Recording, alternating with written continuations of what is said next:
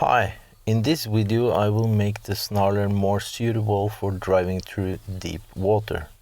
Did you know that Segway recommends a maximum water level to the footrest? Well, this is true due to its many components and wiring connectors.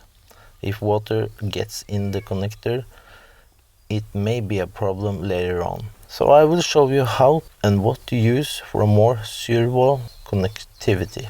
Another issue is the wheel bearings. As you drive through water and it gets up to your footrest, the wheel bearings is underwater. And if you have not lubricated them before, then they will take in water and over time they will fail. So on the first edition Snarler we have a front and rear differential, and there is a breathing hose that must not get underwater. So there is a lot of things to make better, so let's get started. But first I want to give a shout out to Scott Hyatt.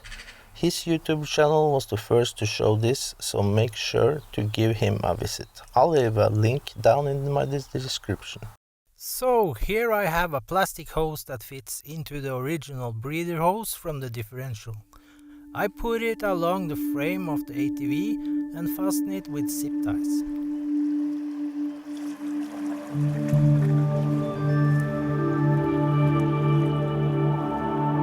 I make sure it's not too close to the exhaust pipe as it gets quite hot.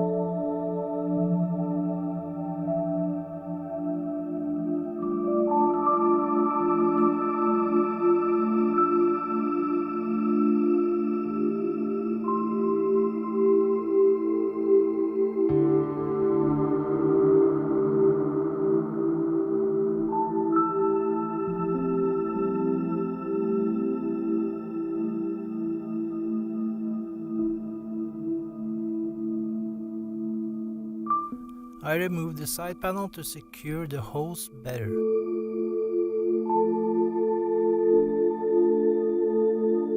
For now, I don't tighten the zip ties too tightly in case I need to make any adjustments.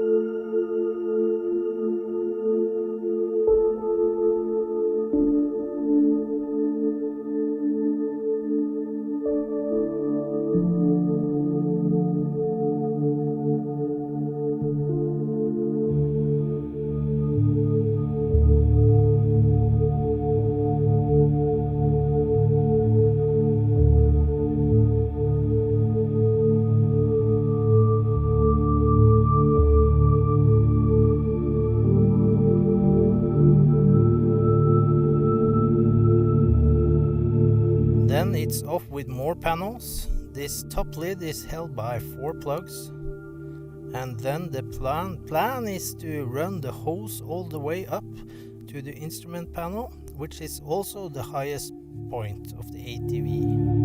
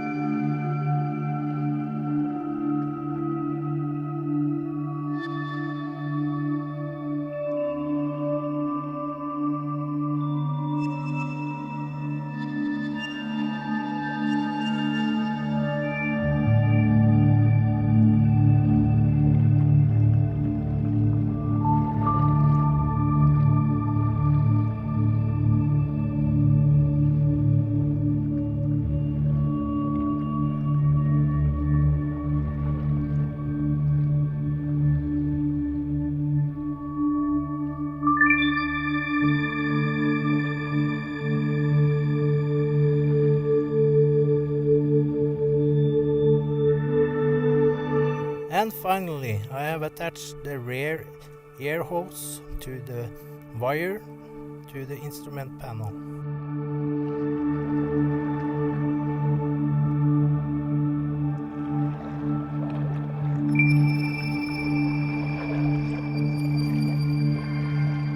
To get to the lower one, I have to remove 7 plugs. You don't have to do this, but I just want to show you where the air hose is located.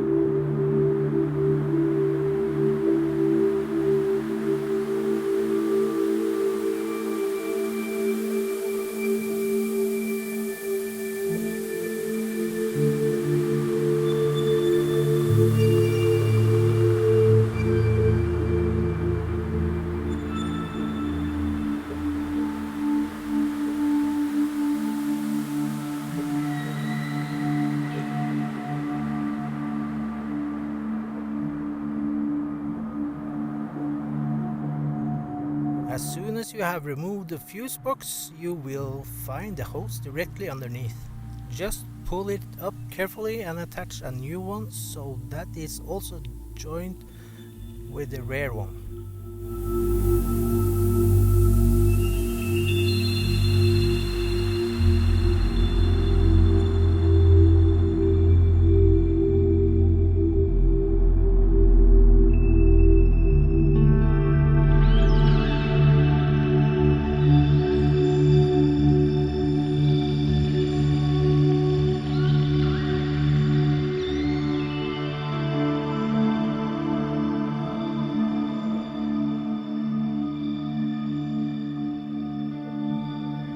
And now for our extra tip.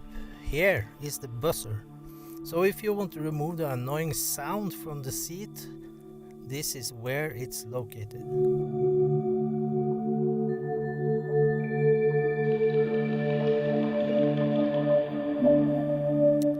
The next step now is to remove as many panels as possible to make things easier. What will happen now is that we will remove the air pipe to the CV belt. Water can get into this because it's placed too low. There will be more like a suction if you get that underwater. And all the dust and debris that swirls up with the rear tires also get into your belt.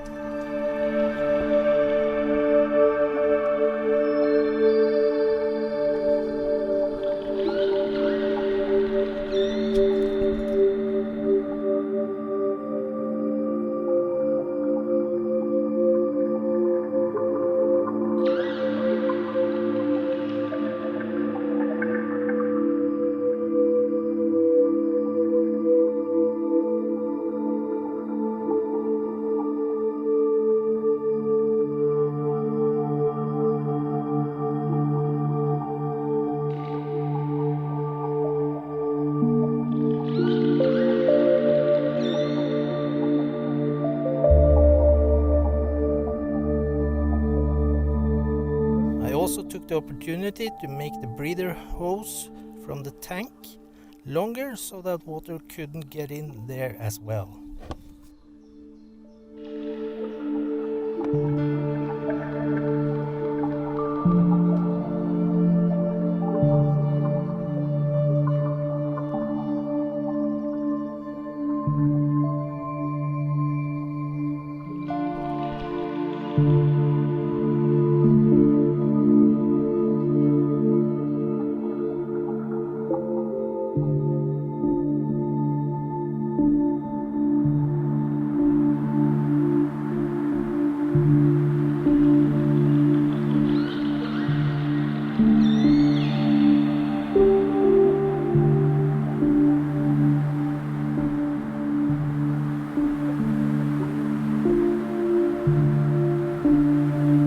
I removed the air filter box for easier access.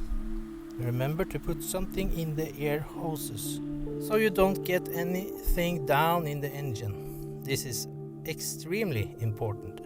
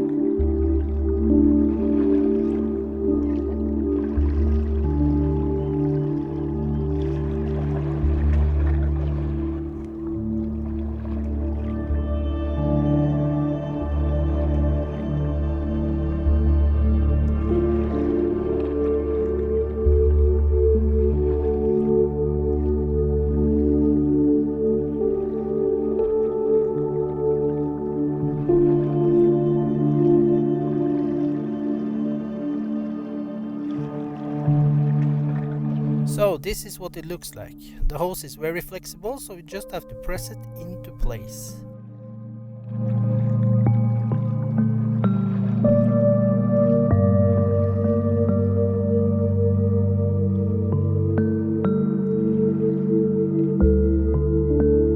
So for an extra tip, all connectors should be inserted with dielectric grease, I think it's called.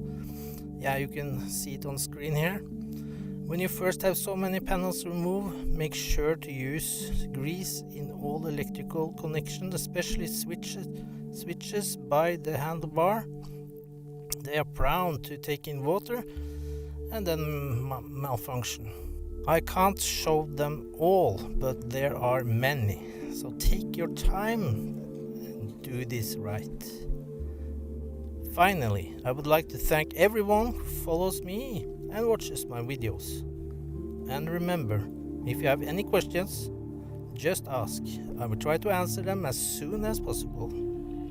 See you in the next one.